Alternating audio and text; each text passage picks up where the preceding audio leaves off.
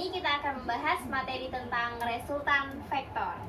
Sebelumnya, apa sih resultan vektor itu? Resultan vektor adalah hasil dari penjumlahan dua atau lebih vektor. Nah, untuk menentukan resultan vektor nih, ada beberapa metode yang bisa adik-adik gunakan. Tapi, di kesempatan kali ini, kakak akan mengajak adik-adik untuk menentukan resultan vektor dengan metode uraian. Untuk menentukan resultan vektor menggunakan metode uraian ini ada beberapa proses. Yang pertama, adik-adik harus menentukan besar atau nilai vektor terlebih dahulu. Nah, rumusnya adalah F sama dengan akar dari Fx kuadrat ditambah Fy kuadrat. Ya, kita harus menentukan arah vektor. Rumus yang dapat kita gunakan adalah tan theta sama dengan Fy per Fx. Sehingga theta sama dengan tan minus 1 Fy per Fx.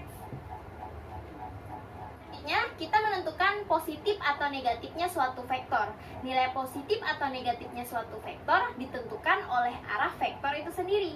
Yang mana di sumbu X, jika ke arah kanan berarti nilainya positif, dan jika ke arah kiri berarti nilainya negatif. Sementara di sumbu Y, jika arahnya ke atas berarti nilainya positif, dan jika ke bawah nilainya negatif.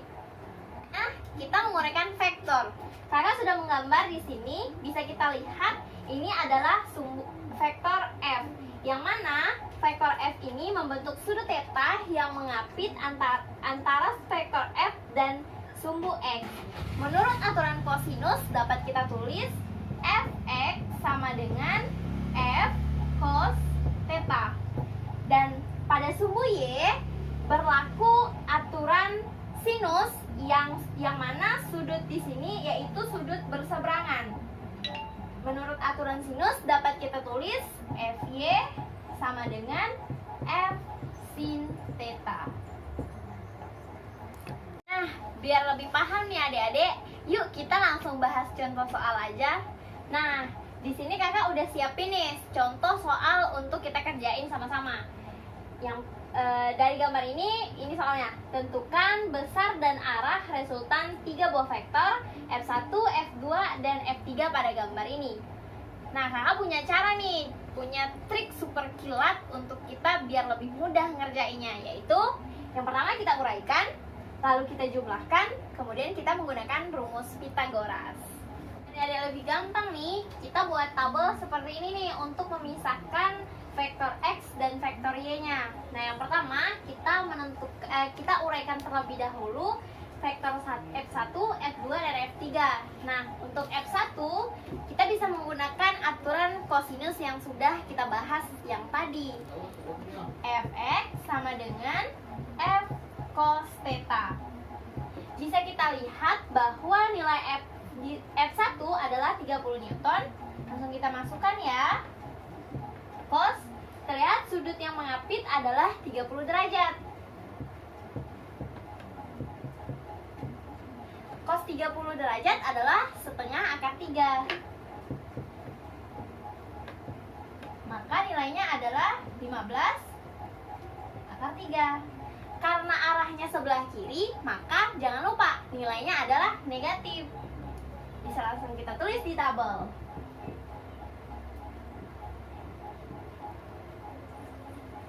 Setelah kita mendapatkan nilai F1X, selanjutnya kita cari nilai F1Y.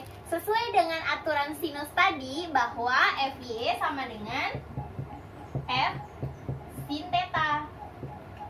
Nah, bisa kita lihat arah F1 terhadap sumbu Y berarti sebelah sini arahnya ke atas.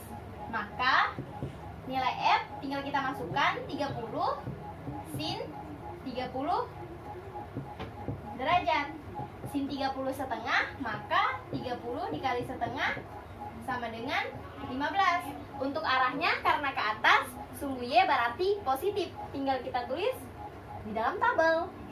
Setelah kita mendapatkan nilai F1X dan F1Y, selanjutnya kita mencari nilai F2X dan F2Y.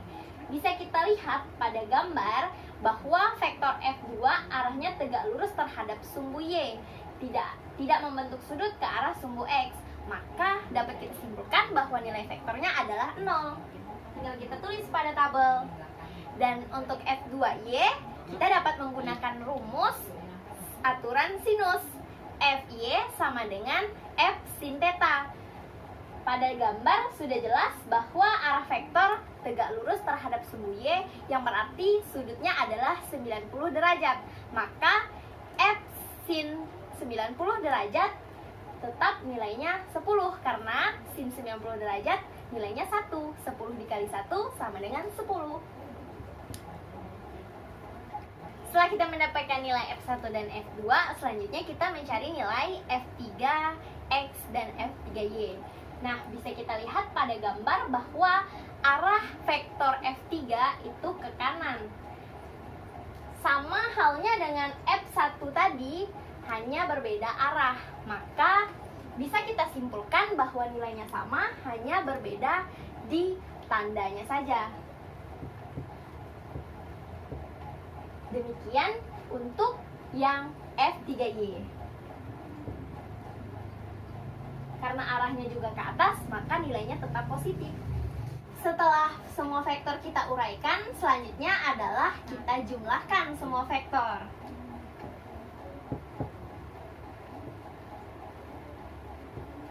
Nah, kita jumlahkan sesuai dengan X dan Y. Minus 15 akar 3 ditambah 0 ditambah 15 akar 3, maka hasilnya 0. Jangan lupa satuan vektor Newton. Dan selanjutnya di sumbu Y, 15, 10, dan 15 adalah 40 Newton. Setelah kita menguraikan, lalu kita menjumlahkan, maka langkah terakhir kita menentukan besar nilai resultan vektor dengan menggunakan teorema Pythagoras. Nah, seperti yang kita ketahui ya adik-adik, bahwa rumus dari teorema Pythagoras adalah F sama dengan akar dari Fx kuadrat ditambah dengan Fy kuadrat. Karena kita sudah mendapatkan hasil dari nilai Fx dan nilai Fy tadi, maka sigma dari keduanya langsung saja kita masukkan ke dalam teorema Pythagoras.